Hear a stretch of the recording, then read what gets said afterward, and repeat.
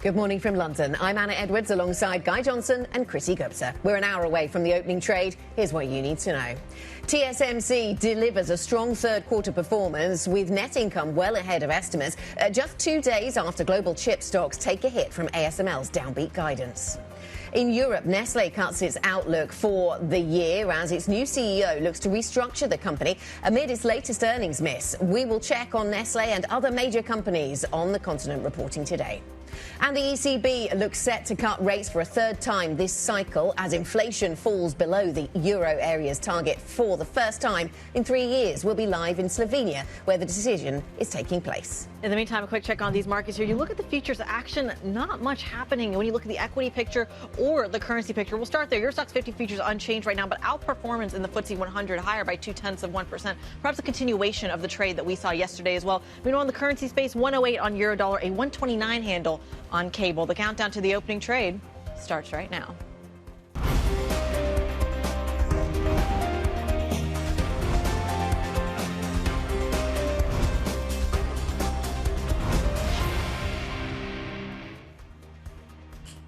Thursday morning, good morning, welcome to the show. So here's the recap.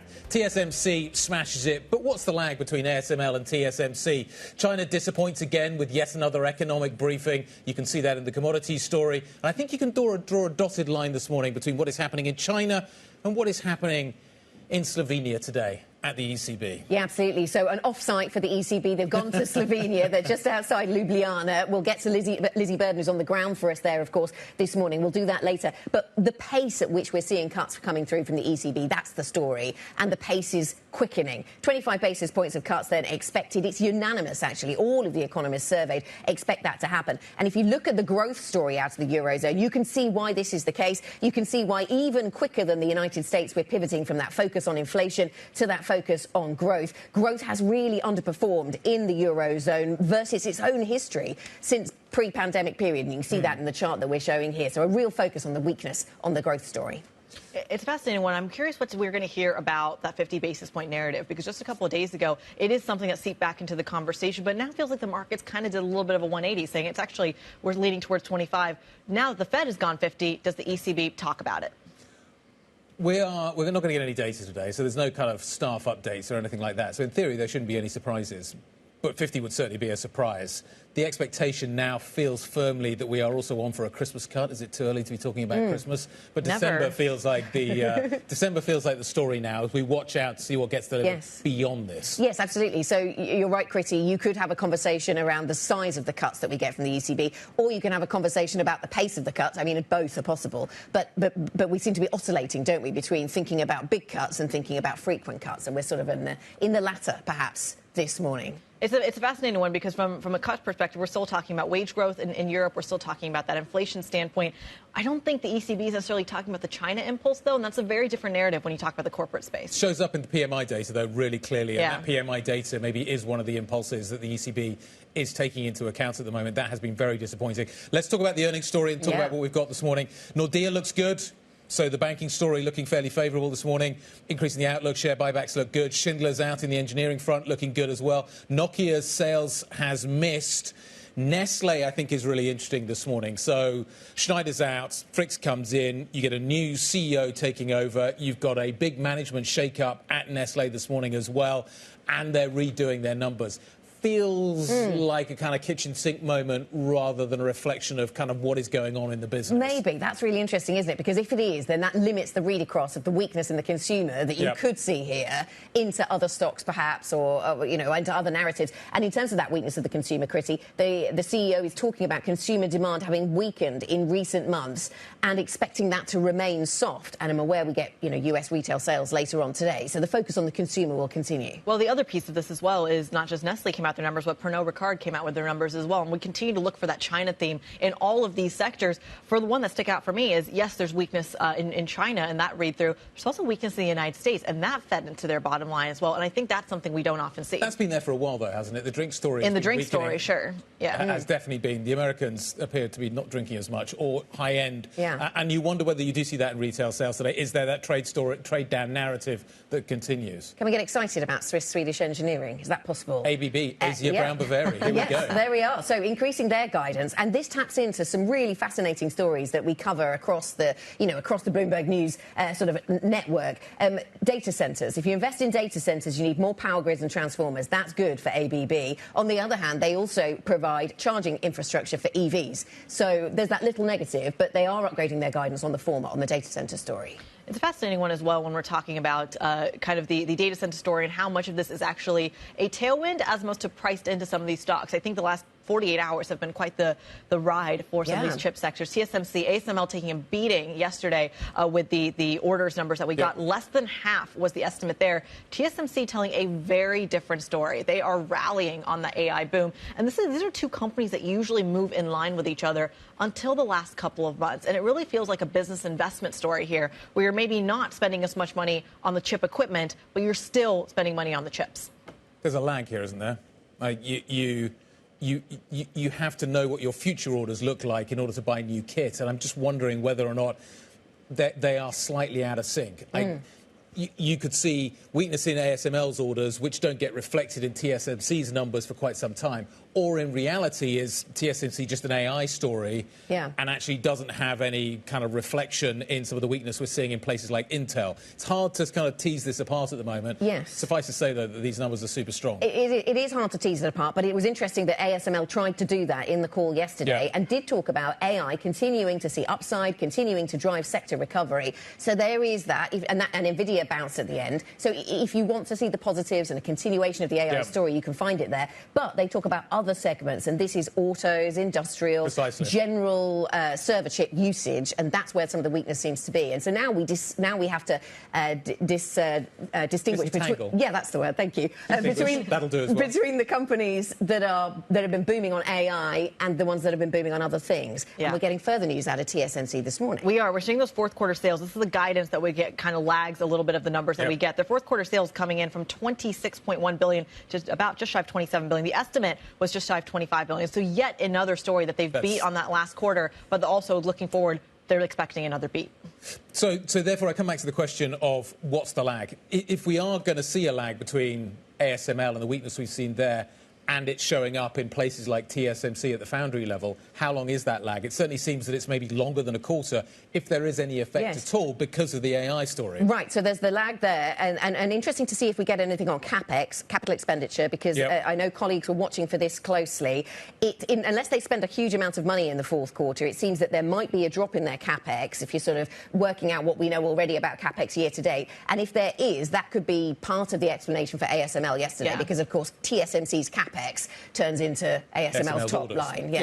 The margin is really crucial here as well. We're looking at an operating margin of almost as high as 49%. Again, the estimate was 44%. So we're talking about pricing power for the end consumer. This is, again, one of the criticisms of NVIDIA. The barriers of entry are so high that the pricing power is a bigger deal. Now TSMC is saying they're taking in some of that margin, too. But that seems logical, doesn't it? That if NVIDIA is able to basically charge whatever it wants, that the demand remains super strong. And you had that comment from Jensen Huang talking about kind of the Blackwell demand being amazingly strong at the moment, i.e., we are still supply constrained. That would imply higher prices, which, as you say, would feed through down into what we see with the TSMC story. Q4 sales, seized Q4 sales, 26.1 billion to 26. The estimate was 24.94. These are very, very strong numbers. We'll see what effect that has on the chip sector when we get to the open very, very shortly. What else have we got coming up on the show?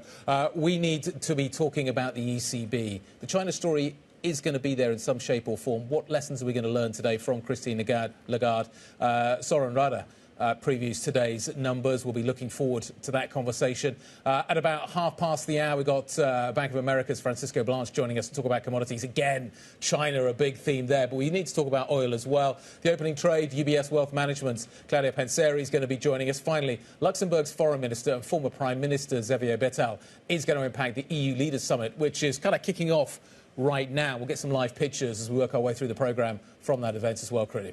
Yeah, certainly something we're going to be keeping an eye on. A couple of other things on the agenda for us as well. At 1:15 p.m. UK time, of course, we're keeping an eye on the ECB rate decision. The press conference, certainly interesting from Christine Lagarde herself. But then data coming shortly after. 1:30 p.m. UK time, you do have U.S. retail sales, jobless claims, some production data coming just 45 minutes after that.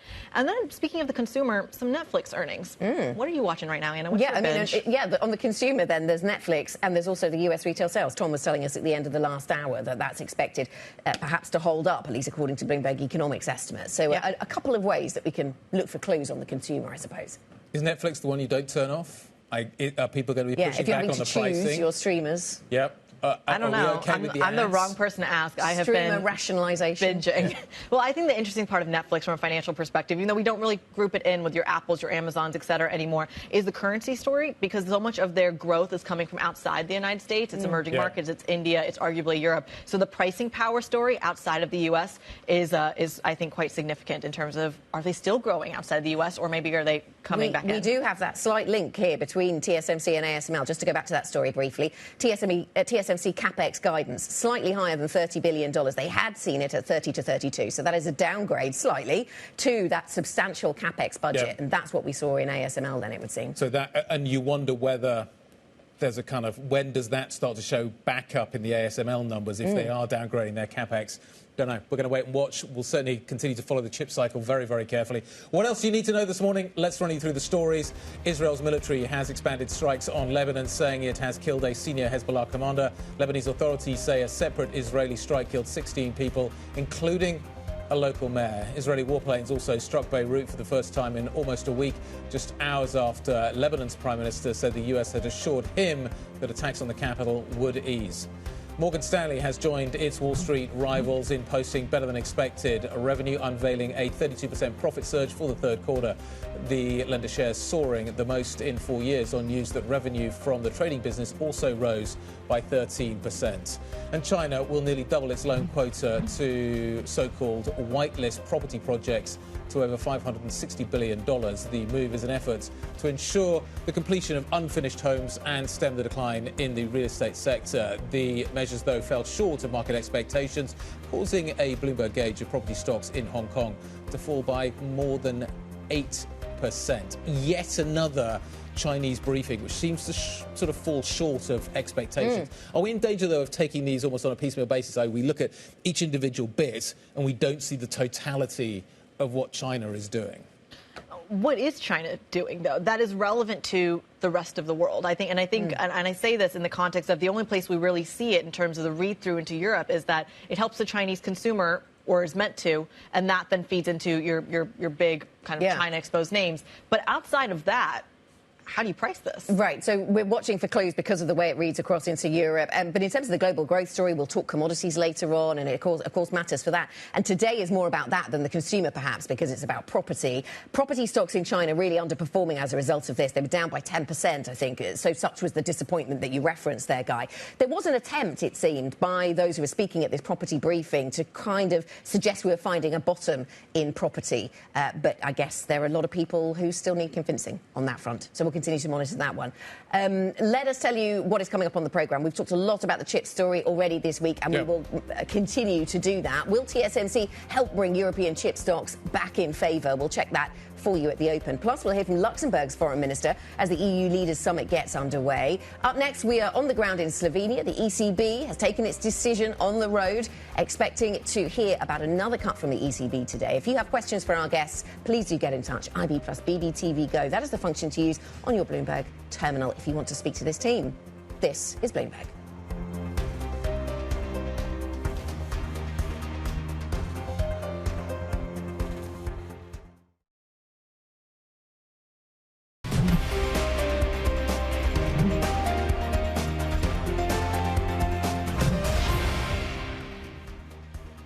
Welcome back. 7:17 here in London. So 40 or so minutes to go until the start of the European trading day. And we have modest expectations for a little bit of a catch-up trade with the US from yesterday. US features a little more negative.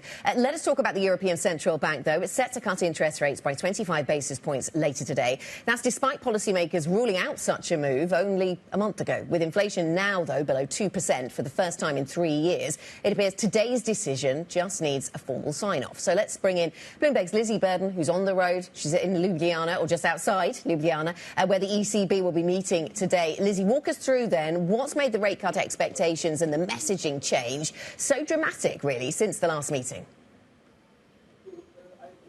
Well, a whole lot can change in 5 weeks, Anna. It's a shorter gap between meetings, and we haven't actually had that much data. But really the focus, not just on the fact that inflation is now below 2%, the ECB's target, but more importantly, perhaps, all of these business surveys showing weakness on the growth outlook, particularly for the private sector. So that's why markets have changed their expectations. They're almost fully pricing a cut today, and the Governing Council has pretty much endorsed that. They've arrived on a bus, and we're waiting for Christine Lagarde to get here.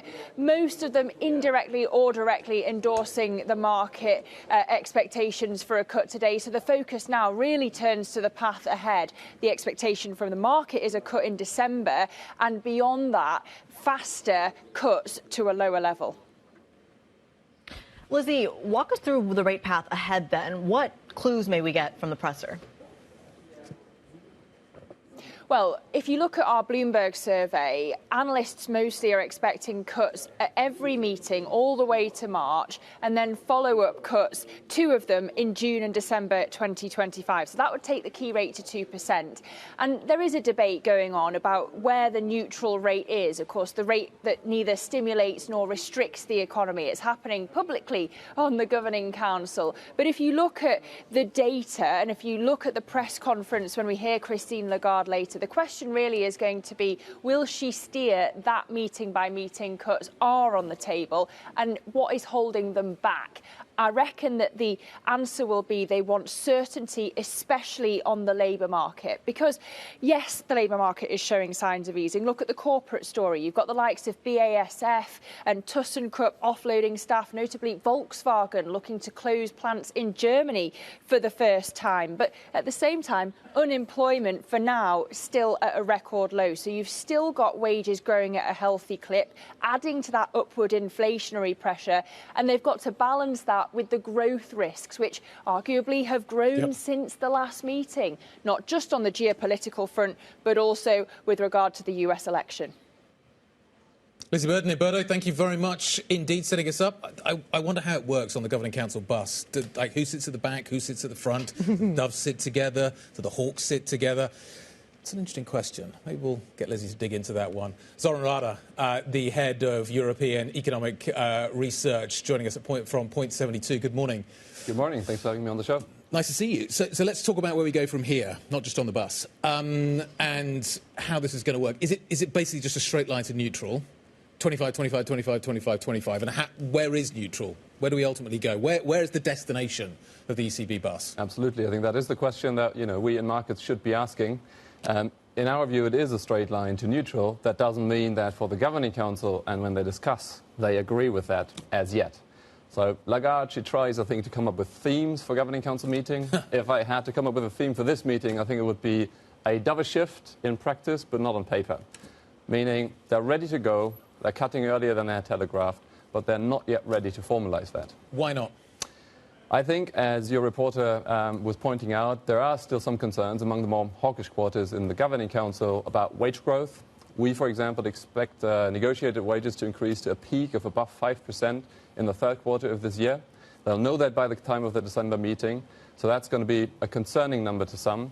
There's also oil prices. Now, they go up and down, but if they go up in a sustained fashion, then that's another concern. So I think that is keeping some of the Governing Council member in the hawkish camp for now.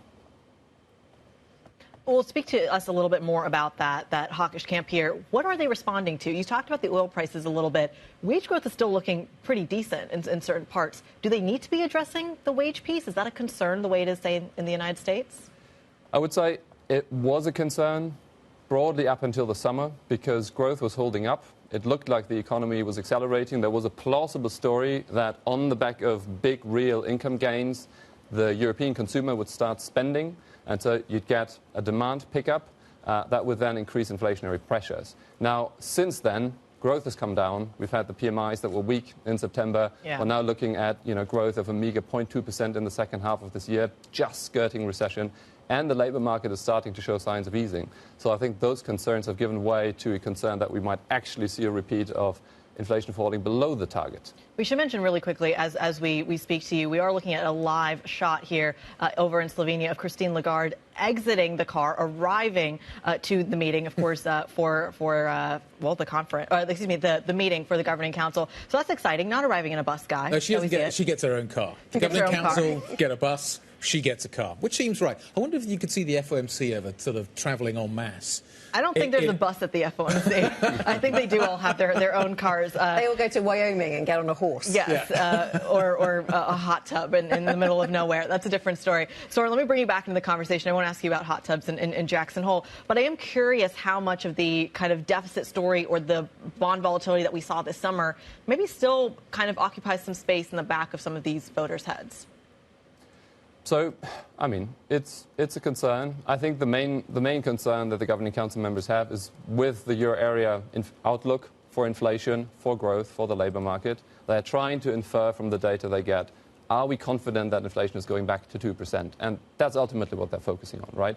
And I think what has happened over the last few weeks is that the appreciation of the risks around this outlook has shifted from there being risk to inflation overshooting persistently to there being now also risk that it may undershoot. I'm not saying that's the only plausible path, but I think it's part of the conversation. What's the link between Fed and ECB policy at the moment? The economies seem to be on such different trajectories. We've got a chart that shows the US picking up where it left off from its pre-pandemic rate of growth now, and the Eurozone just not doing that.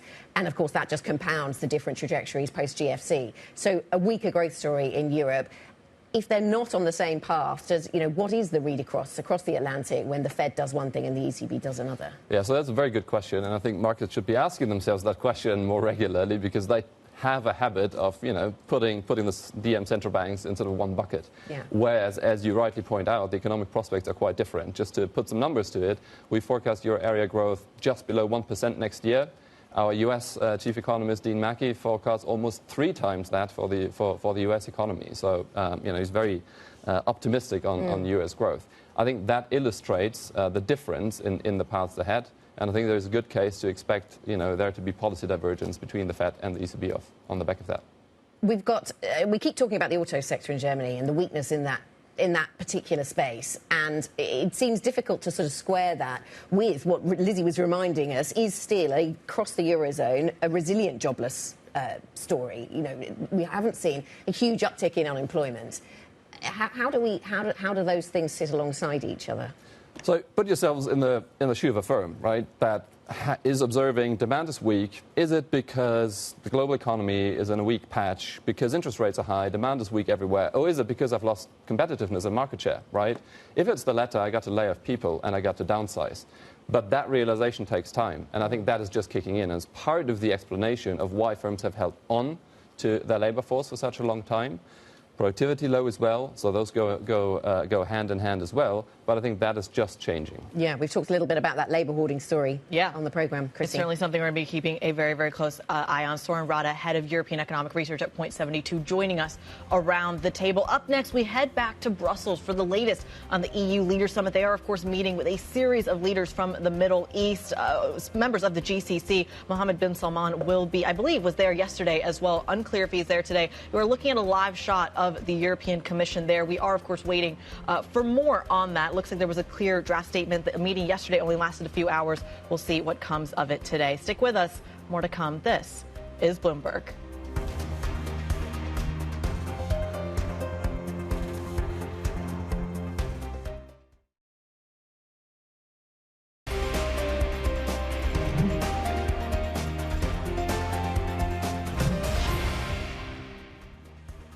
Morning, Thursday morning, 30 minutes to the start of trading. Looks like we're going to see a mildly positive start in terms of what futures are signalling right now. We've got a lot of earnings to digest. Those all need to be folded in, of course, to what is happening here. TSMC's on the docket as well. You need to factor that into the chip sector. You've got to fold the politics in as well. EU leaders meeting in Brussels today. They're, of course, going to be talking about Ukraine. President Zelensky joining to present his victory plan. Also on the agenda is the issue of migration, which is once again, as ever, set to be contentious. Bloomberg's Oliver Crook joins us now from Brussels. So let's start with Zelensky. What can we expect?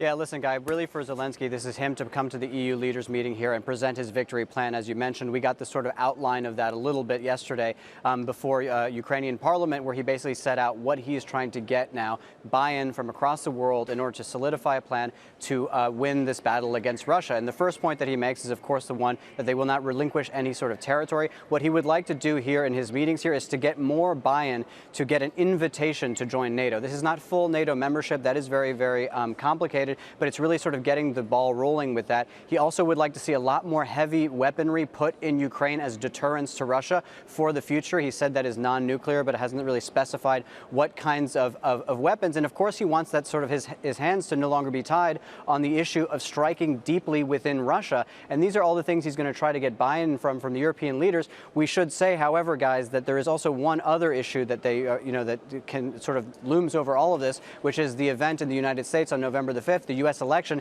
It's going to be very hard for people to make any sort of concrete decisions, particularly on the issue of Ukraine, before we get the outcome of the U.S. election. Well, one of the key pieces of the U.S. election is immigration. It's also a key piece of the conversation here. Why is that migration story set to be so contentious? Yeah, listen, Kriti, it's an issue that basically at the national level, EU leaders can't really ignore anymore. There are many that would have been very happy to continue doing so, potentially like Olaf Scholz, but really who have in recent months forced to harden their stance on the question of irregular immigration into the EU within their borders. And it's really a very complex issue. The problem for a lot of the EU leaders here is most people can agree that there is a problem. They cannot agree on what the solution is. And it's really Prime Minister Giorgia Meloni that is coming out and starting to propose a more sort of concrete plan. What she is doing, what she has started doing this very week, is deporting migrants in Italy to Albania as a sort of third country holding place as they process sort of asylum applications. There are, of course, many European leaders that are not happy with that arrangement. There are a lot of questions about whether that is even legal within EU law and international law. But this is really the sort of the beginning of that conversation and trying to lay out what the sort of European policy is going to be on migration at a time when, by the way, guys, 8 countries within the EU have imposed border checks, which have effectively, to a certain degree, suspended Schengen. Yeah, absolutely. Something we continue to monitor, Oliver. In terms of the Middle East, then, I know the EU leaders care very much about what's going on there, but how much influence do they really have is a different question. And that was a topic of conversation with GCC Gulf leaders yesterday. Yeah, so listen, this is the first time that there's been a GCC EU level meeting in the sort of history of these two cooperation agreements. There have been discussions basically since the early 90s of maybe coming up with a free trade agreement. Those have always sort of failed along the way. But I think that it illustrates that the very fact that this meeting took place, and you had Mohammed bin Salman, the Crown Prince of Saudi Arabia, walking through these halls, standing shoulder to shoulder with Ursula von der Leyen, really shows how the world has changed over the last 5 years and how geostrategic and important the GCC is, particularly for the Europeans in terms of energy security. There's a new reality there, obviously, with the sort of supply from Russian gas and oil being gone, but also just sort of dealing with the situation in the Middle East and Israel. And the only sort of concrete outcome you did have from that meeting was a joint statement from both the European side and the GCC calling for an immediate ceasefire in Gaza and Lebanon. But again, we are probably going to see that relationship continue to develop as the years come. Ollie, thanks very much. Bloomberg's Oliver Crook joining us there from Brussels with the latest on that meeting of EU leaders. A reminder that later in the programme we will be hearing from Xavier Bettel, the Foreign Minister of Luxembourg, former Prime Minister, of course. That exclusive interview at 8:45 UK time. Ollie's going to bring us that conversation, get his perspective. Let us pivot to another topic of conversation that really should matter in the room in Brussels, and that's the state of the Chinese economy, because the linkages are really clear to see, of course. We have another day of weakness for some Chinese assets and commodity markets in connection with the broader Chinese stimulus story. So steel prices currently down by 4%, iron ore prices down by 3.5%. All of this weakness being driven by another disappointing briefing, it would seem. Investors maybe have high expectations of what we're going to hear from Chinese authorities, and once again, we didn't see those expectations met. Let's talk about what this means for commodities. Francesco Blanch joins us, Head of Commodities and Derivatives Research at Bank of America Global Research. Francisco, very nice to see you this morning. So weigh in on China then, and I'm looking at these steel prices, iron ore prices tracking downwards. Disappointment, it would seem, specifically this morning around the property sector and measures being taken there. How excited are you about the stimulus story in China, or are you becoming less so? Look, I think China is trying to export its way out of the problem. I mean, so far this year, we've seen massive increase in Chinese exports when it comes to electric vehicles, air conditioning units, washing machines, solar panels. But what China needs to do is really needs to boost domestic consumption. And in some ways, consumers are a little bit behaving in a Pavlovian manner because we've trained them that way, right? In China, people were in lockdown for 3 years and didn't get any money. In America, in contrast, they were in lockdown for 3 weeks, got a lot of money. If you're in Florida, you're probably in lockdown for 3 hours. But that's the result of the pandemic. So I think we need to reverse those policies and really get Chinese people to start spending those high savings rates, which of course they are maintaining and therefore preventing this stimulus to really get through and the consumer to get better. So we need to see those measures in place. I think from a metal standpoint, what really matters, however, is that the green energy transition continues, which we think will. And ultimately, the property sector gets better. We think that the stimulus will probably come in December after the U.S. election. There's no rush to put this stimulus in place because you don't know who you're going to have in the White House in January, right? So I think the Chinese are being a little cautious. They started with the monetary stimulus, so-called the QE of China. And they're going to eventually move to fiscal. But I think the market has been getting ahead of itself, to your point, yes. Before that election, the U.S. election. Thinking about those drivers then for metals prices in particular, I mean, this sounds like a naive question, but does it matter who's in the White House for the global green energy transition? And I ask that because, of course, we know what President Trump thinks about green transition. He talks about that. But sometimes people expect his actual policies on that front to be different from what he talks about.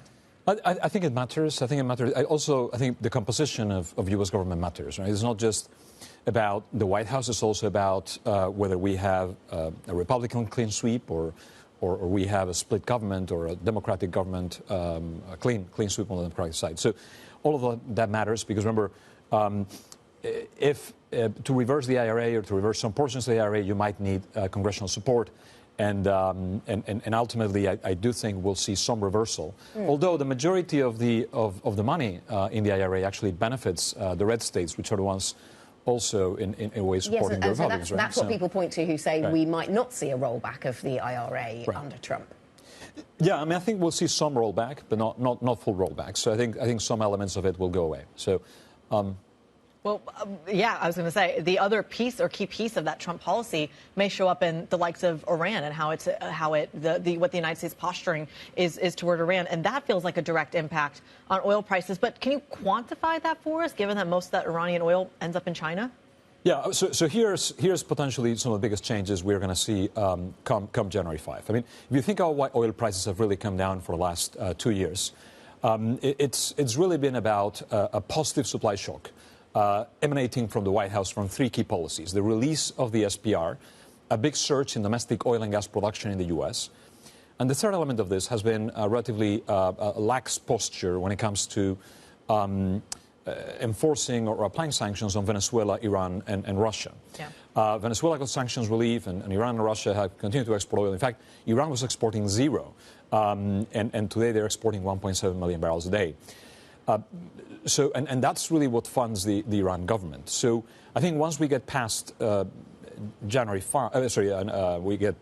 5 and the votes have been cast, the objective of keeping energy prices lower, right? And remember, the White House has probably done just as much, if not more, to bring inflation down than the Fed, right? By creating this positive supply shock that brought energy prices lower, which also brought food prices lower. Food prices are intimately connected to diesel and right? I mean, when we eat bread, that's basically diesel, and I'm sorry to tell people, but it's really kind of diesel together with fertilizer, and you know. So delicious. It's delicious. Yeah, I mean, At breakfast. You are not Thank cooking, you, Francisco. okay? Talk about commodities, yeah. yeah, I mean, that's what it is. Stick to oils. Yeah. So, but once we get past that point, you have to remember, November 6th could be a very different world, and I think geopolitics could take precedence over the objective of keeping inflation low and making sure that Americans, when they drive to cast their ballot, they don't face $6 a gallon at the pump. So geopolitics could change quite a bit past that point, and that's one of the key concerns when people look at the balances next year and say, oh, we have oversupplied in the oil market. Yes, but we may not be. Right? It's a very, very critical geopolitical juncture we're in today. Yeah, you mentioned the kind of soft ag piece as well, and I'm curious how much of that is vulnerable still to some of these kind of trade tariffs, et cetera, especially given that in the last Trump administration, so much of those kind of requirements or quotas were left unfilled. Does that actively affect prices, or is there still a little bit of a lag there? It could impact prices, but generally speaking, when we look at the ags, and we've established ags coverage in the last few months at BFA for the first time, so we have active coverage today, and our view on corn and wheat and soy is bearish because we see a lot of supply. We've had record crops. Because remember, one of the things that these lower energy prices have allowed us to do is to essentially bring down the price of fertilizer, bring down the price of diesel, bring down the price of pesticide, and all of that's enabling, together with the high prices we saw in the 2022 and 2023 windows, to push a lot more volume into the market. So we're generally bearish. Of course, weather is a key factor in ags, but just we think the supply trends are pretty healthy. But what about the kind of read-through from the grain story in Ukraine as well? That moved commodity prices broadly quite significantly. Is that still relevant to that trade? It's still relevant, and we're still digesting the big shortfall in Russian gas in 2022. And but again, we're getting towards the tail end of it, and that's one of the things I think people will look at the commodities. Like this trend for 2 years has been bear. But we are towards the end of the digestion of all this changes that occurred in 2022 that altered the fundamental drivers of commodities and all the flows that changed as a result of the breakdown between Europe and Russia commercially, right? So, can I go from bread to yellow cake, which is uranium, right, and talk a little bit about what's happening there? I was trying to make that pivot. Well done. I'm starting to see the big tech companies basically getting into the uranium game, into the nuclear game. And I'm wondering if uranium is the AI play now of the commodity space. I mean, potentially, but remember, this is a very slow burner. It takes a long time to get plants approved, and you have the planning, you have the approvals, the NIMBY problem, not in my backyard problem. The ultimate issue with nuclear is that it takes longer to get those plants ready than it takes. It takes to build and develop a uranium mine, right? Yeah. So ultimately, if you see a lot of nuclear plants being developed, you will have the time to build that uranium. So I'm not. Look, of course, it's a commodity that's going to is going to catch some steam, and ultimately, remember also most of Eastern Europe relies on Russia for its nuclear plants, which has been an issue. But if you look at nuclear energy, historically, at least the last 20 years, 30 years, we've not really seen much growth there. I mean, all the growth has been thermal fuels, and now all the growth is really renewables, right? And what we see today, I was in Portugal earlier in the week, and there's a big renewables facility being built precisely to feed those data centers for artificial intelligence. Okay. Ireland, bit of a different story, but also AI kind of big driver. So there's definitely a huge uplift in demand for power. That is true, coming from data centers. But I'm not sure it's going to be necessarily nuclear, at least in Europe. Okay. I want to get your take on the relationship between miners and commodities. Right. Which one? It's interesting. BHP, the FT is reporting that the BHP chiefs down in South Africa are again kind of reigniting the whole kind of Anglo story. Is there an M&A story here? Do miners look cheaper than commodities, or is it the other way around? There is. I mean, obviously, I'm not a corporate corporate expert. I don't look at the equities or the bonds, but I do think that we've seen the answer to that with miners trying to buy each other out. Exactly. So that's your answer. I mean, so if I want to play this, yes. if I want to play the commodities trade, is that the way to go right now? The equity route rather than trying to play the commodity route? You've seen a big run up in equity values already. I mean, I think both have certain leverage. Ultimately, the way I think about equities is equities are an option on the debt, right? So highly indebted equity plays are going to have a lot of upside in a commodity bull run, right? But I do think that certainly if you look at the spectrum of mining equities, there's a broad range in the PEs of the companies. The more lever you are to coal, which people hate in the commodity industry, the lower your PE. The more lever you are to copper, the higher your PE generally. Sure. So I think my perspective is I'm actually kind of constructive on coal. And yesterday we heard from the International Energy Agency that coal's still going to be around for a while, and that's our view too. We put a note out saying the down and dirty truth about coal, which is like, well, we still need it. Coal's not going away. And China's had a massive ramp up in domestic coal supplies, really struggling to continue to supply this coal domestically, and therefore starting to import more coal. India's coal market is booming. Indonesia's coal market is booming. Again, this is not great for climate change. We've got our coal in the UK, first country to develop coal, but the rest of the world is still following through, and these are some of the biggest countries in the world. So I think that's kind of your answer. Some equity plays are probably very cheap, and some others maybe a little more expensive and a lot richer. But certainly, I think some of the mining stocks that are on the lower PE, there's some attractive opportunities there. Francisco, it's great to see you. Thank you. Thanks for stopping by to see us around the table this morning. Francisco Blanch, Head of Commodities and Derivatives Research at Bank of America Global Research. Coming up, what are we going to be talking about? Weeks after announcing a new CEO, Nestle has cut its full-year guidance. It's making a big change in terms of its management structure as well. How's the market going to react to this one? We'll figure that one out next. This is Bloomberg.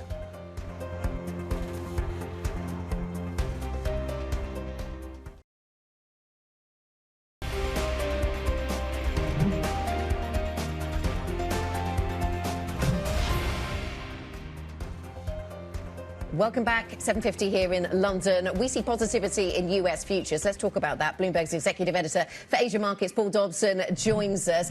Before we get to that story, another disappointment today over China and what we've heard from the property sector there, Paul. What can you tell us?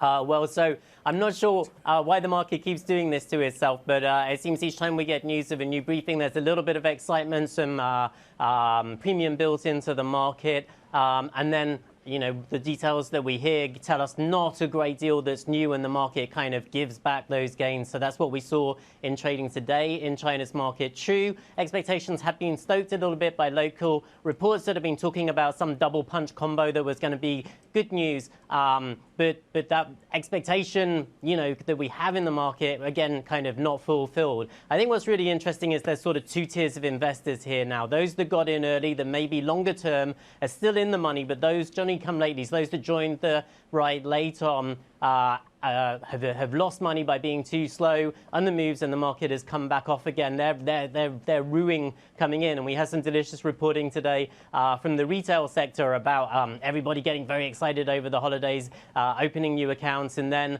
alas, everything turned against them and they're closing down those accounts again. So that sort of fast money, not really seeing many gains, but there is a longer term cohort that's hanging in there and feels that longer term momentum can still reap rewards if you bide your time.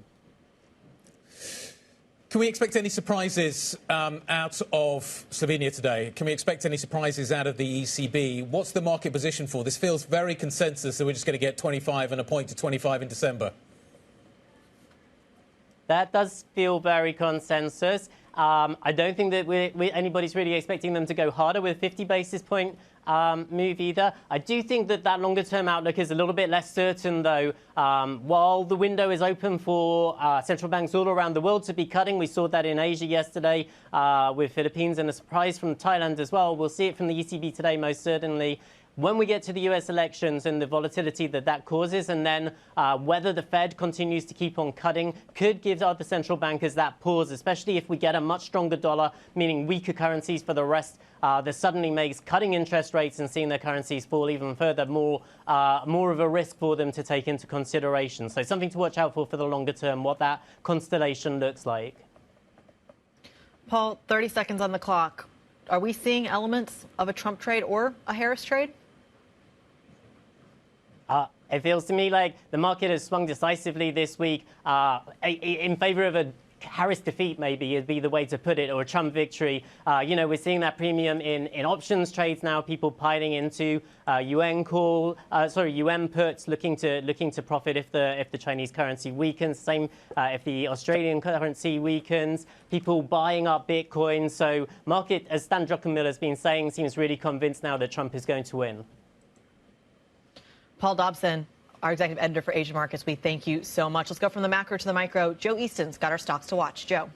Morning, Kriti. So Nestle giving some really weak sales guidance and also margins today, and there is a negative quote from the CEO. Consumer demand has weakened in recent months, and we expect the demand environment to remain soft, according to the leader that came in just a couple of months ago. So he's having a bit of a rough start to his tenure. Then over in the automation space, we got earnings from ABB. Now, the automated warehouse business looking a little bit weak. Data centers, though, actually quite strong, and therefore they upgrade their margins. So this stock has been on a decent run over in Switzerland, up 50% on a one-year basis, so potentially a lot of that priced in at the moment.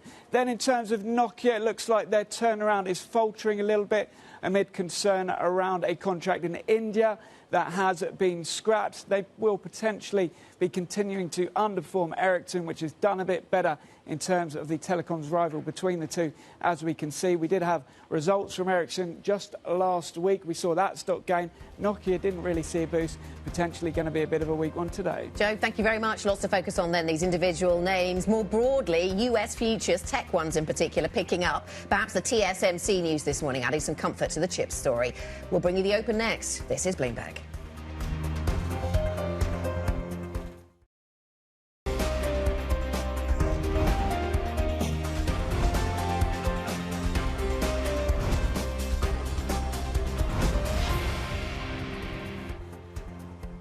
Thursday morning, a couple of minutes to go until the start of trading here in Europe. We've got lots of single stock names we need to factor into our thinking. Let's talk about the legacy of what we saw out of the US and how that's going to factor in.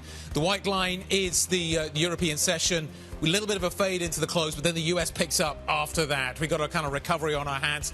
A little bit of a bounce back in some of the chip story that we needed to factor in, but the banks are a big story yesterday as well with Morgan Stanley. What are we looking like when it comes to the future story this morning, Kriti? A little bit of a bounce back, as you said, but it's not that major outperformance that we were seeing in terms of repairing some of the beating that we saw in the stock market yesterday. Your stock 50 futures higher by 0.3%, but the FTSE 100 virtually flat right now. We're going to see how that commodities trade shakes out. Some slight outperformance in France as well. They were the underperformer yesterday. Not that much of a beat back this morning, Anna. Yeah, underperforming on the consumer side and the luxury side in yesterday's session, Kriti. So we'll see if we get any bounce back there. Let's have a look at some of the individual names. We've heard about these from Joe. So just to recap, Nestle very much in focus. Full-year revenue guidance dropping, EPS guidance dropping. Consumer weakness seems to be the theme. The CEO talking about that and suggesting it's weakened in recent months and will continue to remain soft. ABB very much in focus, tapping into the positivity around data centers. The less good news is around EVs, but around data centers, they provide the transformers that provide the power grid. So we'll certainly pick up on that theme later in the programme. Nokia also in focus as well, the telecom equipment company. Profits beating estimates, but revenue looking a little bit light. Ericsson was supported by that deal with AT&T. We don't necessarily see that kind of news flow surrounding Nokia, so we could see a little bit of weakness in the Nokia share price at the start of trade today then, Guy. Let's take a look at where that opening trade is therefore going to take us. Lots of single stocks, as Anna's been laying out, into the open. It is time for the opening trade. Think about the TSMC factor in what we are watching here today as well. So the FTSE 100, the commodities theme may be represented there as well. Coming out of the gate a little bit more positive, but not by much. Elsewhere, we're expecting things to pick up a little bit. The technicals are getting quite interesting as well. Take a look at the Euro Stoxx 50 and the levels there. We're getting to some interesting lines in the sand in terms of where we are are right now. A dip below could provide some technical reasons maybe to sell, but this morning we're flatlining basically on the stock 600. The IBEX is flatlining, the FTSE 100 is flatlining. Kriti was talking about this earlier.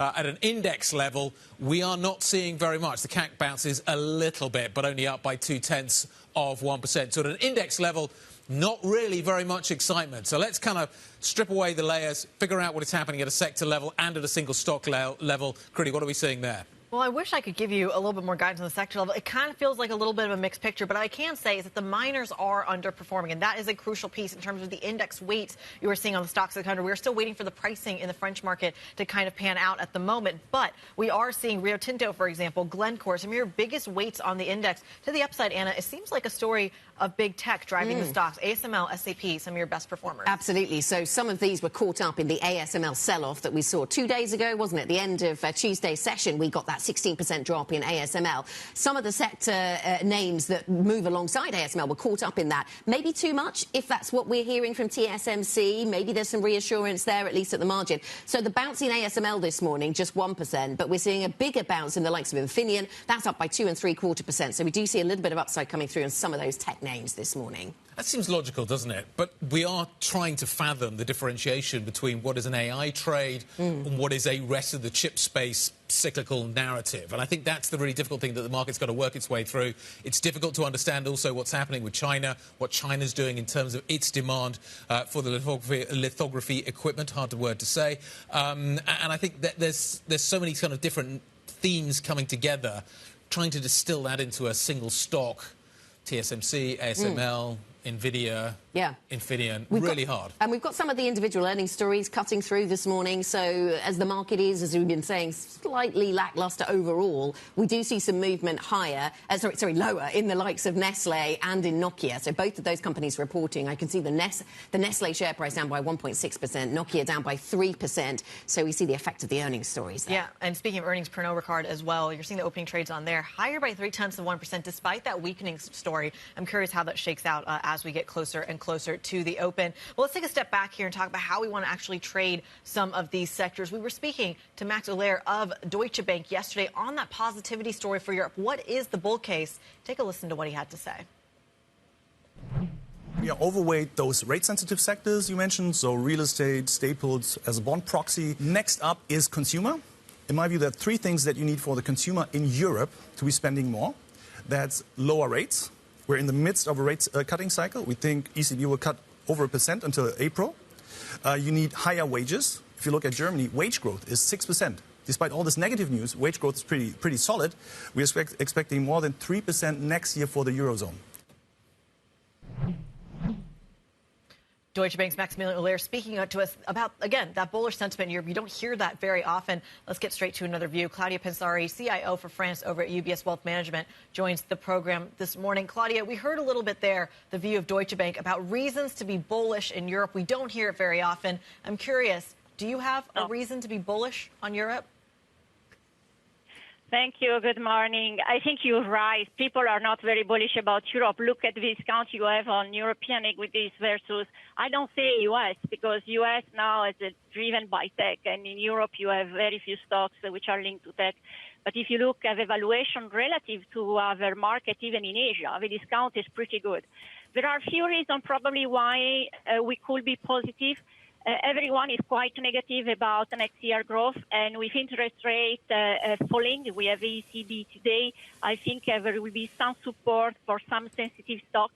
Consumer stocks have been performing very badly, even if you look at consumer cyclical, but also consumer staple, they are linked to interest rates. So if you have a drop in inflation, lower interest rate, income remain high, there is a wages growth which is above 5%, then you may have a positive surprise.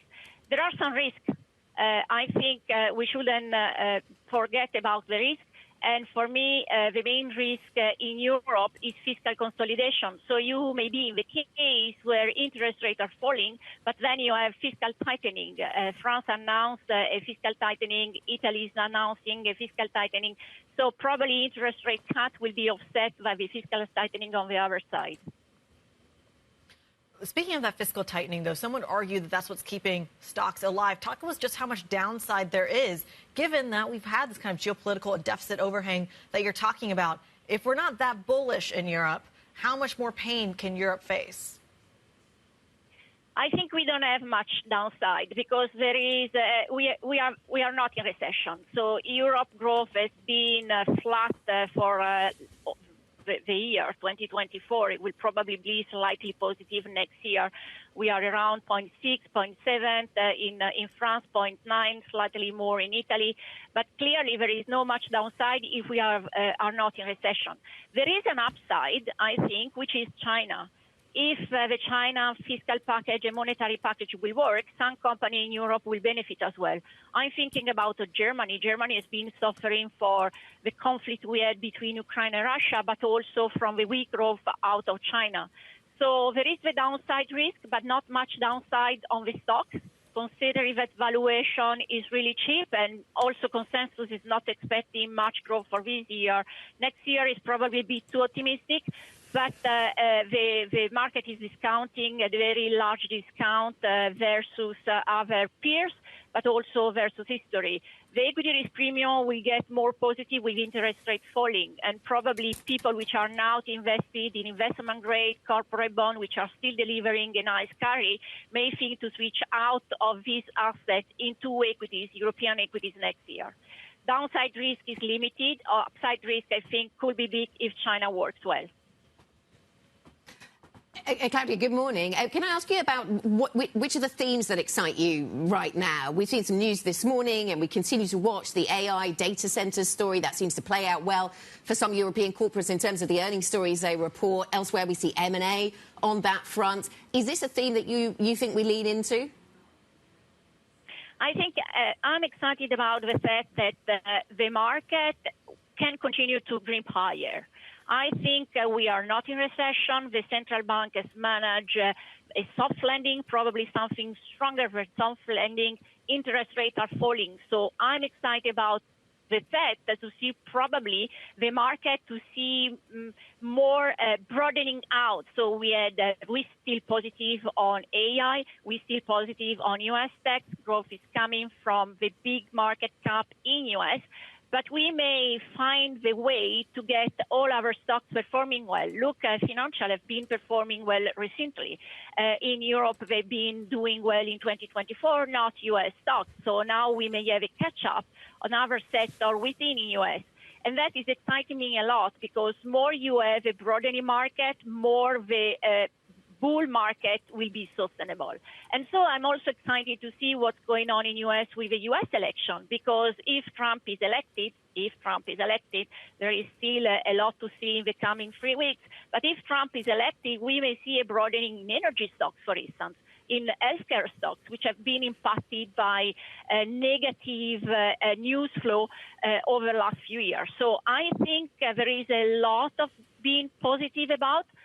Risk exists, of course. If we enter a recession tomorrow, the market is overpriced, but this is not our central scenario. We still have growth and interest rates are falling. And when you have interest rates falling in a scenario where there is a soft landing, usually equities are up. So we hear quite a lot about what a Trump trade might look like, Claudia. What about a Harris trade? She said last night that she is going to be different to Biden. That is, of course, something that she's asked a lot about. Is a Harris trade just a continuity trade, or is it something different? Yeah, I think it's continued trade. It's interesting because what really matters at the end, except for external trade, is about the Congress. And when you look at the probability to have a split Congress today is pretty high. So I'm not sure how much Harris can do in terms of fiscal tightening, increasing taxes on U.S. companies. That will be a risk, I think, because 1% rise in corporate tax is equal to 1% fall in earnings. So the market will probably drop if we have a Congress which is not split. But for the time being, the scenario is having a Congress which is split with a sort of continuity. Claudia, there's a lot going on. You've laid out some of the complications that investors are trying to deal with right now. How do I manage my risk in my portfolio? What is the strategy? How much hedging do I need to do at the moment? And if so, how do I hedge that risk? Listen, I think there are plenty of possibility to hedge the portfolio. What is sure is that fixed income will continue to perform well. If we have a slowdown, if we have an increase in geopolitical risk, a fixed income offer a nice carry, but also a protection in the case you have a sell-off on equities. You have structured products. I mean, with the volatility picking up on some stocks, you can easily get a dividend of about 10-11% of some underlying stocks with a protection of about 30%. You may also think to have gold in your portfolio. Interest rates are falling, so that should support gold. And also having some energy in the case you think that there is a risk of conflict escalating in the Middle East. If I have, with stocks at record highs in aggregate at the index level, do I need to just be buying straight puts? Should I be hedging my downside with puts in the options market? You could, but you know, when you use derivative, you can't hedge the overall portfolio. I think it's helpful, but the best is always having diversification and a nice structure of the asset class allocation. This is the most important thing. Diversification across asset class, diversification across country, diversification across sector. And then if you think that there is a one-off, then you may use derivative. But if you use derivatives all the time, you will not be edged about all potential risks you may have in the next 6-12 months. Claudia, useful advice, I'm sure. Thank you very much indeed. Claudia Penseri, CIO for France at UBS Wealth Management. Let's take a look at the core six, see what's happening, get an idea of what the centre of gravity here in Europe looks like this morning. As you can see, bit of a mixed picture. LVMH continues to display some weakness. ASML continues to roll over, where that stock is down by a further 1% today. Nestle definitely seeing some weakness today on the back of the downgrade to expectations, the management reshuffle. What is interesting, though, this morning is that the trade on AI seems to be there. Despite the fact that ASML is down, Schneider is up. It's making an acquisition in the States in the data centre space. That area looks interesting. More and more people talking about how you deliver the data, how you deliver the energy, how you deliver the cooling. Those are all key stories. Novo Nordisk trading up a little bit higher as well. Let's get back to some of the other individual stocks that we're watching with such detail this morning. In such detail this morning, Joe Easton's got those.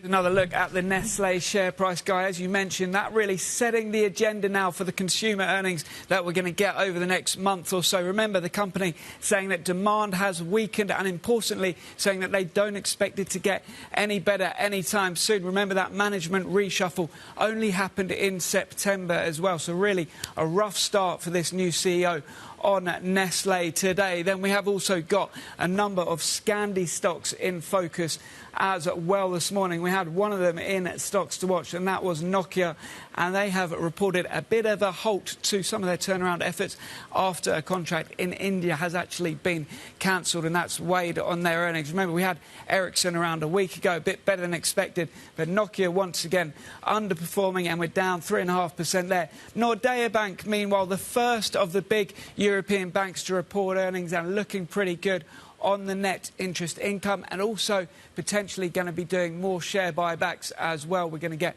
a lot of bank earnings coming up over the next few weeks, of course. Then over in the healthcare space, we've got a few big movers on this one. One of them a little bit surprising, actually, because Merck in Germany, this is actually looked like it's cut some of its guidance, but this stock down by around a third on a 3-year basis. So potentially investors just saying it wasn't as bad as it could have been. So that is actually one of the better performers today. And then Sartorius.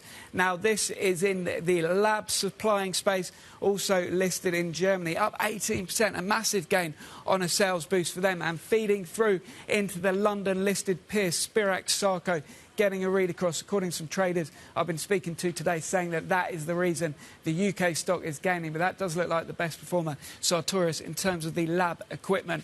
Then in the UK, we've got a couple of decent ones here as well. Man Group, $5.5 billion worth of outflows in the last quarter at the world's largest publicly traded hedge fund, according to our report on that one. So that one coming down 2.2%. Deliveroo, meanwhile, sales up around 7% in the UK, Ireland. That is driving them in terms of fast food delivery. And Mondi in boxes, downgrading some of their guidance in the packaging space. We had a warning out of Finland from a rival just yesterday, so it's the second one in 2 days from that sector. Then a couple of interesting rating changes. Firstly, this is a big one. Maersk is downgraded over at UBS, which describes the world's largest shipping company as a value trap due to the oversupply of freight shipping at the moment across the world. So they cut that one, and that one's sliding around 0.8% in Copenhagen today. And finally, Lonza.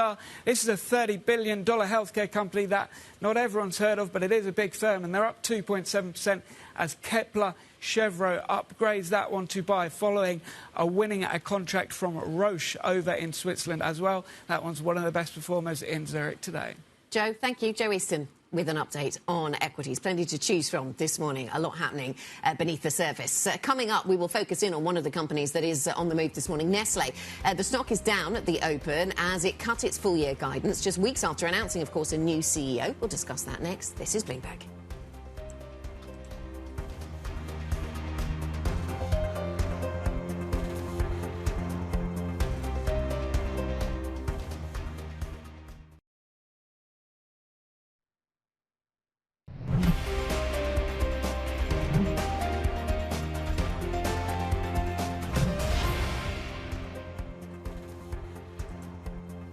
Breaking headlines crossing the terminal, pricing around a key IPO over in the Polish market. And we usually don't pay attention as much as we do traditionally to London IPOs as we do in Warsaw. But this one's interesting. This is the Zabka, the grocery chain over in Poland, opening at about 23 Polish zloty. The IPO was priced at about 21.5. This is the kind of spin-off that CVC, the major PE firm, is, of course, debuting in the market. Does it and open the floodgates for others? That's going to be one we keep in mind. At the moment, trading higher, Anna, by about 6%. More IPOs. Some of them coming from private equity. Interesting theme. Let's talk about some corporate earnings stories this morning. Nestle shares are down at the European Open. That's as the company cut its full-year guidance as it struggles to rebuild market share after higher prices turned consumers off some of those higher-priced branded products. Let us get the thoughts now of Bloomberg's Dasha Afansieva, who's with us to talk about the company. Dasha, good morning. What has the company said about the medium term then?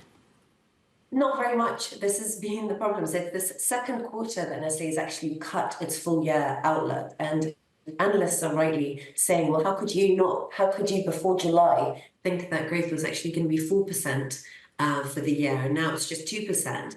But the extended problem is also what happens in the medium term, because under the predecessor of the current CEO, under Mark Schneider, there was a target to have mid-single-digit growth and underlying operating margin of at least 17.5%.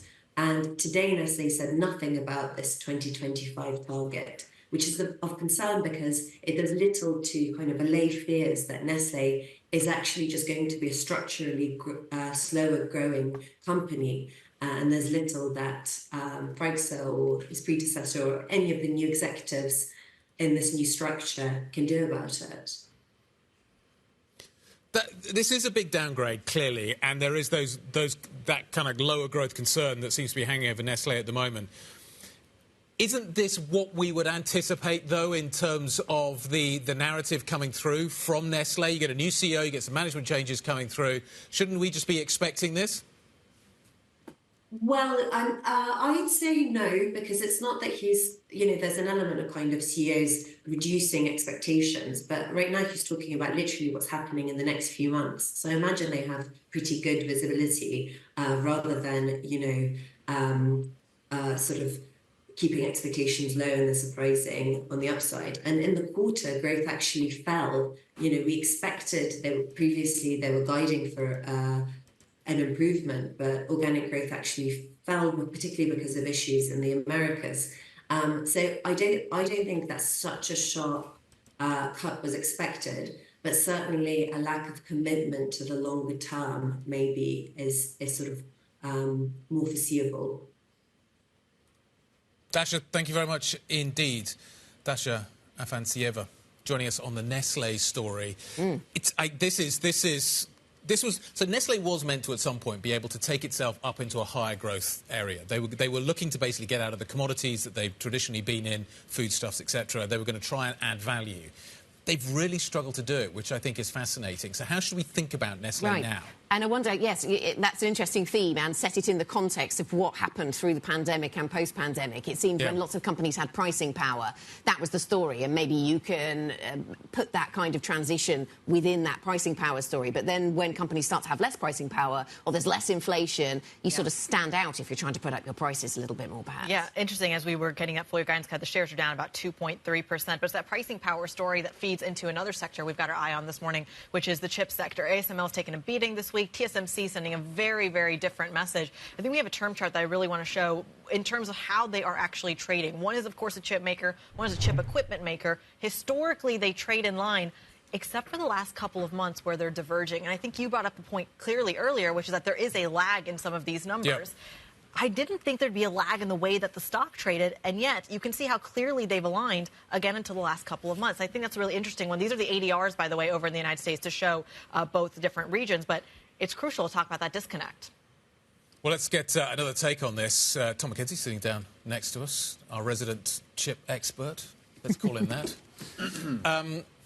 I will call you that. What do we make of this? So TSMC feels really strong, feels like the AI narrative is very strong. Compare and contrast that with ASML. So is this just a lag factor here, or is there a different narrative that we should be taking on board? There's a couple of factors. One is the point that we were trying to stress yesterday, which is the concerns coming through from ASML really were directed at the industrial and the auto segment, not necessarily AI. And you even heard that from the CEO, Christophe Fouquet, yesterday, saying he still sees potential in AI. They got kind of washed through with the mix yesterday. Yep. Today, it's a reminder that the AI part is still working, and TSMC have reminded us on that. The CEO, Wei, TSMC CEO, saying the demand, I'm quoting, the demand is real when it comes to AI, and I believe it is just the beginning. Just the beginning. Hyperscalers are already spending tens of billions of dollars. Yeah.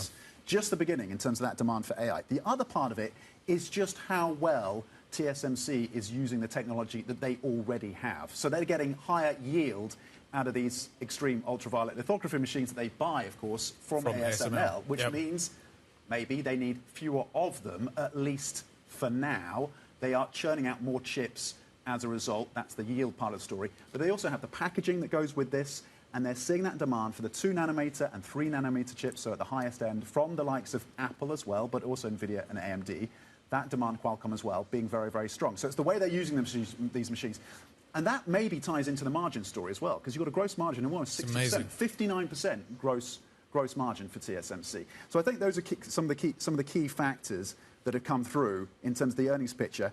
And on the capex as well, they do expect a modest tick up in the capex into 2025, and they see that demand growing. So maybe 2025 turns a bit more positive, at least in terms of the extreme ultraviolet lithography machines for ASML. 30 seconds. I'm going to put you on the spot. What do we need to know about ASML?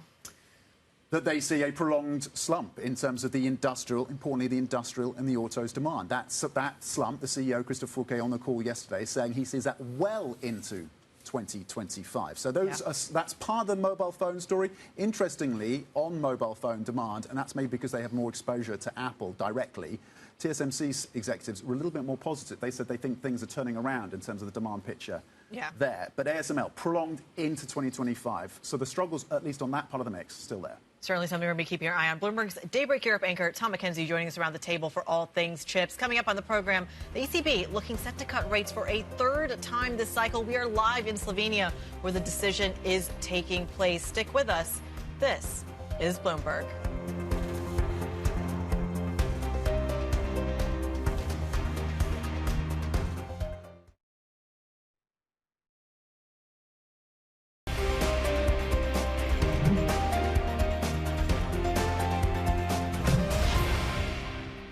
For the ECB, it's a little bit different. We're actually finally seeing them open up to the idea of a more regular pace of cuts. The room of maneuver here is quite limited. Germany needs interest rate cuts. The rest of Europe doesn't, and that's probably one of the reasons why the ECB may not necessarily cut as much as everyone thinks. Long-term bond yields might not fall as much as what you would see normally during periods where you have a normalization of monetary policy.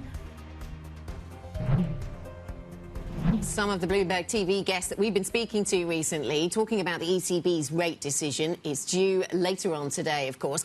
The ECB decamping to Slovenia, expecting to see a 25 basis point cut then later today. That's despite policymakers ruling out such a move only a month ago. Inflation is now below the 2% target for the first time in 3 years. It appears today's decision just needs a formal sign-off then. So let's get to Lizzie Burden, who is near Ljubljana and can talk us through some of the things that are weighing into that ECB decision. Lizzie, walk us through what's made this rate cut expectation and messaging. What's made it change so dramatically since the September meeting?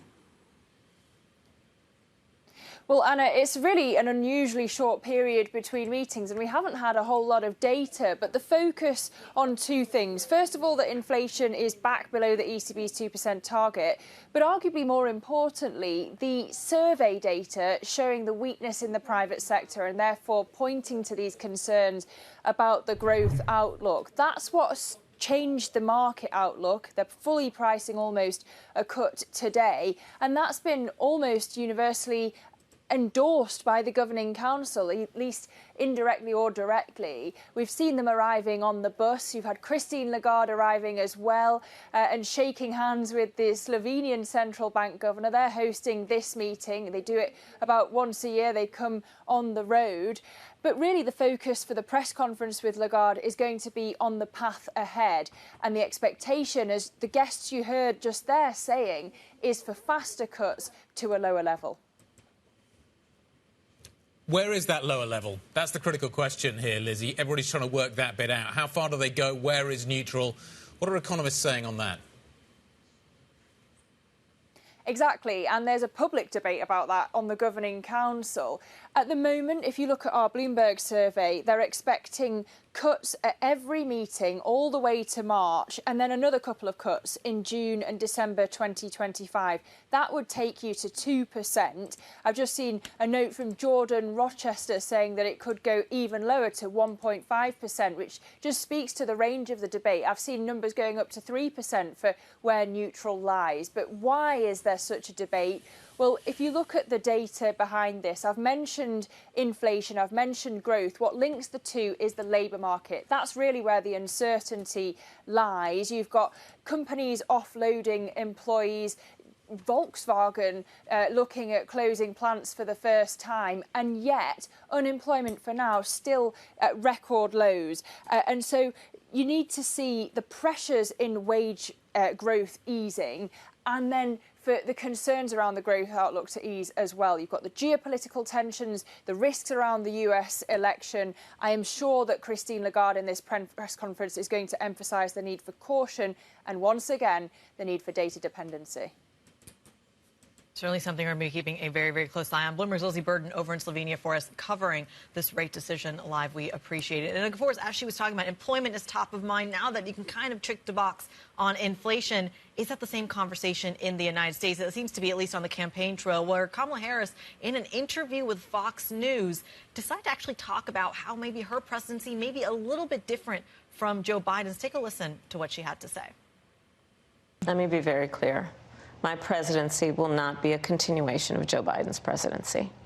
And like every new president that comes into office, I will bring my life experiences, my professional experiences, and fresh and new ideas.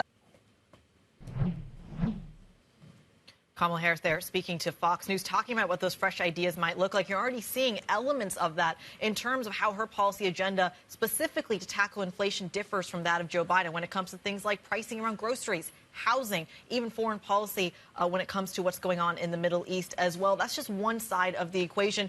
You also have the billionaires of Wall Street weighing in on that story. Billionaire investor Stan Druckenmiller said markets are pricing in a Donald Trump victory ahead of next month's U.S. presidential election. And I must say, in the last 12 days, the market and the inside of the market is very convinced Trump is going to win. You can see it in the bank stocks. You can see it in crypto. You can even see it in DJT, his social media company. But throughout the whole, I would say the industries that are deregulated, if we had deregulations, will benefit from Trump or outperform the others.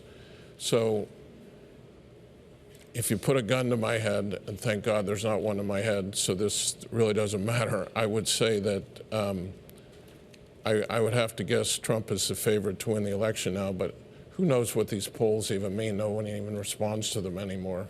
But that's what we're looking at. I think the delta between, let's say, 4 outcomes: blue sweep, red sweep,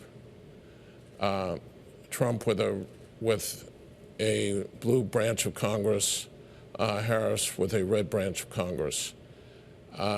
First of all, I think the blue sweep is extremely unlikely. Even if Harris wins the presidency, looking at state-by-state polls, it looks like the Republicans are going to win the Senate. Where you get a blue sweep, I think just the math of taxes, business confidence, lack of animal spirits, no change in the regulation front in investors' minds, you could get you would have a rough time for equities, I would think, for 3 to 6 months. I think this would probably translate in the economy because equity ownership is 25% of financial assets at an all-time high. That was 15% just not that long ago. So that's the blue sweep. But the good news or the bad news, depending on how you view life, is I think it's highly unlikely, so that playbook is probably going to be irrelevant. Stanley Druckenmiller, the Duquesne family office chair and CEO. It's interesting what he's talking about, what is being priced into the markets. He pointed to bank stocks, crypto, even DJT.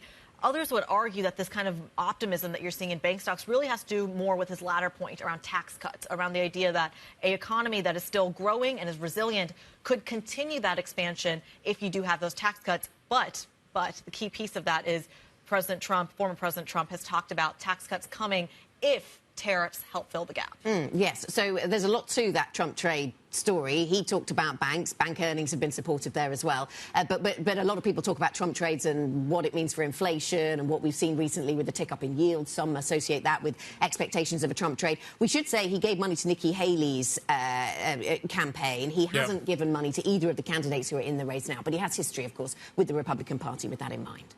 Absolutely. But this election is far too close to call. Trying to hedge it feels very, very difficult right now. Trying to ascribe market moves at the moment to a Trump trade or a Harris trade, I think, is incredibly difficult. I think it's probably an easier line to draw between what the bank earnings story looks like and what is happening with the bank stocks. The bank's numbers were really very, very strong at the moment, and that speaks to what is happening with the market. And also maybe just an expectation that the Fed isn't going to cut as aggressively. The NII trade actually lives on.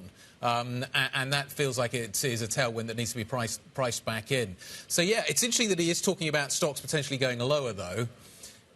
And I think the hard bit to discern there is what read-through there is into the wider economy. He sees one, but how big an effect could that be in terms of the consumer, I think would be really interesting at that point. And talked about it if it is a status quo situation. If you continue to see that regulatory scrutiny, that's when you would see that the stock market go lower. I still think it's fascinating, though. There really isn't that much Trump trade talk that we've had relative to what we saw last election cycle, which there was a very clear story in oil and sectors, et cetera. At this time, it's just a vol trade. But everybody I talk to is like, yeah, you're going to get a split government. Yeah. He's talking maybe about actually a sweep being potentially on the side of the Republicans. If there is to be a sweep, that would be where it would be.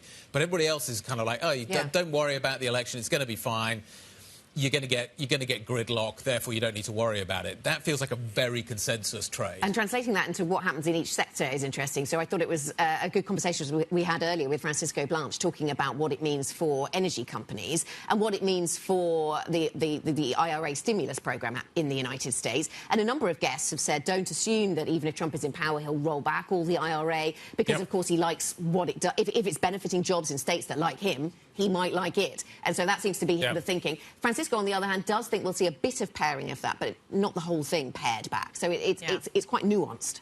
It really is. And then there's this whole story of how does the ags piece fall into that, which Francisco also talked about. This is not the tariff and trade story of, say, 2015 or 2016 anymore. Would you expect higher volatility with the Donald Trump presidency? I think that is maybe something that we do need to think about. Yeah. do we just see greater uncertainty? And banks did well out of the volatility of the last 3 months, didn't they? That could help the trading story. Yeah. Or is there complacency? Have we gotten used to it? Are the markets okay with this now that we kind of know what to expect? I don't know. Do we know what to expect? How accurate is that assumption? I ask the questions. I don't have the answers. Precisely. It's a difficult one to fathom at the moment. EU leaders, certainly that's going to be on their mind as well. They're gathering in Brussels for a summit. Migration front and centre. You've got the conflict in Ukraine. The bloc's competitiveness is high on the agenda as well. I'm sure they're going to be talking about the possibility of a Trump presidency as well. Xavier Bettel, the Foreign Minister and Deputy Prime Minister of Luxembourg, is going to be joining us shortly. That conversation coming up. This is Bloomberg.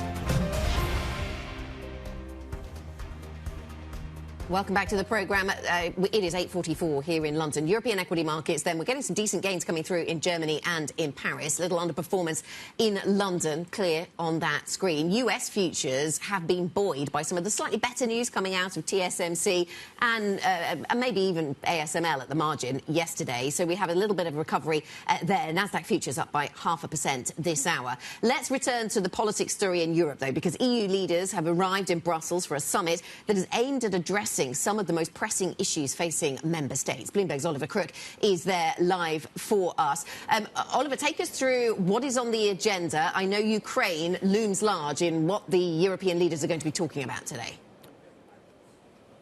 Yeah, absolutely, Anna. And we should also say that this is the first summit that we've had from the European leaders since we've sort of had the names of all the new commissioners and what the new commission is going to look like, which hasn't yet been sort of voted through. Also the first since we got Mario Draghi's competitiveness report, which is really supposed to be the animating document for this commission. And basically, how does Europe prevent itself from being left in the dust and becoming totally economically irrelevant? And we should say also, Anna, the sort of last meeting of the EU leaders before the U.S. election, which looms over all of this conversation. So for today, it certainly looms the largest over the question of Ukraine. We have Zelensky coming here. He will be speaking here very shortly. He will be presenting his victory plan, which he sort of outlined yesterday in front of Ukrainian parliament, and basically what he needs, what ingredients are required for Ukraine to win in its battle against Russia. Some of the things that includes will be a NATO invitation that is not quite full membership, but showing an intention for Ukraine to join NATO. It is also getting more heavy weaponry, not even necessarily to use on the battlefield, but as a deterrence to Russia. He hasn't really outlined what that is. He said it is non-nuclear, but also removing the sort of handcuffs that Zelensky feels that he has right now in terms of being able to strike further within Russia. But as we say, there's a question about how much will be determined right now ahead of the U.S. election, which will be so key for Zelensky in the future of this war. I just see Olaf Scholz getting out of the car, so he'll be appearing on our screen very, very shortly. Let's talk a little bit about what is happening here in terms of the Trump trade. How important is that US election coming up going to be in terms of kind of setting the tone of this story here in Brussels today? We potentially are about to see significant changes. It's interesting that Joe Biden is going to be flying in to meet with Olaf Scholz very, very shortly. I think he leaves tonight. He'll be here tomorrow in Europe tomorrow. Is there a need to kind of calm the Europeans down in terms of what is about to happen in the United States? Yeah, I mean, to the degree that Biden can do that, right? I mean, there's only so much he can really do in the coming months, and we'll sort of note that, ever since the Biden step aside, we hear a lot less from him. He has a lot less prominence on the global stage. I think that part of the problem for Europe is that the outcome of the U.S. election is so important. It's going to have huge ramifications, obviously, on the war in Ukraine, about support for Ukraine, but also in terms of military spending within the European countries. And I think that that's part of the issue, right? The whole point for the Europeans now is they were for so long dependent on the United States in terms of security guarantees, and now they really need to get their house in order and really sort of juice up their economy, get their competitiveness up, which is in part why, by the way, Guy, we had the GCC leaders here, right? They had the first meeting between GCC leaders and the EU at the EU level. That happened yesterday. There wasn't a lot of sort of concrete coming out of that, but it sort of illustrates the new sort of economic and political realities that Europe is contending with. So really needing to get a little bit closer to some of these countries to help bring stability, yes, to the Middle East, but also stability to their own energy markets, among other things. And Ollie, of course, as you're speaking, we should just mention that Olaf Scholz is currently making some comments. They are in German at the moment, but we, of course, will wait and see what he has to say in terms of headlines. I want to follow up on that, of course, U.S. story. How much of the conversation is still about defense at the EU and in broader Europe when it kind of feels like both Kamala Harris and Donald Trump are aligned on that issue? Well, I think there's the big question about whether, how bullish, for example, will each of these presidencies be for, say, European defense stocks. There is an argument that, in fact, for the sort of European defense companies, Trump is a sort of more bullish signal because he has been much more ambivalent about how supportive he would be of the Europeans and of NATO. Kamala Harris, maybe there's a little bit of reassurance, but I think at the core there is a sort of shift in the consciousness of Europe, really sort of knowing that this is no longer the sort of benign world environment in which they can rely on the United States, and really waking up to the reality that they need to get sort of their things together in terms of defense. The question for the Europeans and this new commission, to what degree will they be able to work in a sort of unified way? Will there be more sort of joint procurement? I mean, Mario Draghi pointed to the fact that in Europe, they build 12 different kinds of tanks. In the United States, they build just one. These are the kinds of inefficiencies that they're really trying to solve with this new commission, and where Ursula von der Leyen has really tried to consolidate more power in order to work more functionally as a coherent bloc. Can I ask you about the immigration theme? This is something you were pointing out to us, Oliver, last time we spoke about, the way that perhaps the Schengen arrangement is coming under threat in various places. And I've seen the Dutch making comments about how the mood around migration has changed in Europe. Now, we know the makeup of that government right now. What role will that theme be playing in the events of today and tomorrow? Yeah, so listen, Anna, this is one of the issues that is really sort of agnostic in terms of the outcome of the U.S. election. So this is something that really they're going to try to start to hammer out here in Europe. And the issue here is that everyone can identify immigration as a problem in Europe. Very few people have a solution. Giorgia Meloni, for her part, has sort of come out and started sending immigrants out of Italy into Albania, into a third-party area for holding and processing asylum. Is that a model that is going to be sort of looked at going forward? This is actually a pretty good question for the Luxembourg foreign minister and deputy prime minister and former prime minister Xavier Bettel, who joins us now from Luxembourg. So I'd like to just start, if I can, on that question of immigration. You've been very outspoken against Europe sort of erecting walls and barriers. Of course, Schengen is named after a city within your country. How do you think that the Europeans, though now they cannot ignore what we've been hearing from national governments, should be dealing with this very complicated question of immigration within Europe? I think it's a common solution that we need. We have the Dublin agreement on migration, who should be the basis to be able to work with, but we see that it's not working.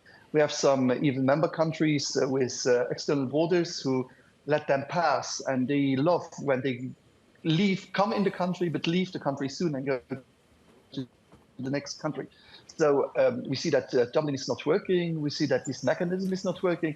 But if you want to have a mechanism which should work, you need two conditions. One is external borders working. Maybe you could have also the possibility to have in the countries where the people want to live also the faculties to ask for demand instead of risking your life on the sea. That's one fact. But the second fact is we have a mechanism and external borders working. We need solidarity.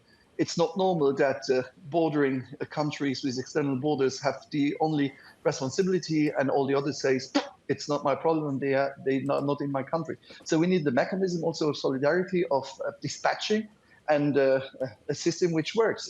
Is it normal today that if you're an immigrant, you just arrive somewhere and you decide where you want to go? Or should we have common rules with common dispatching?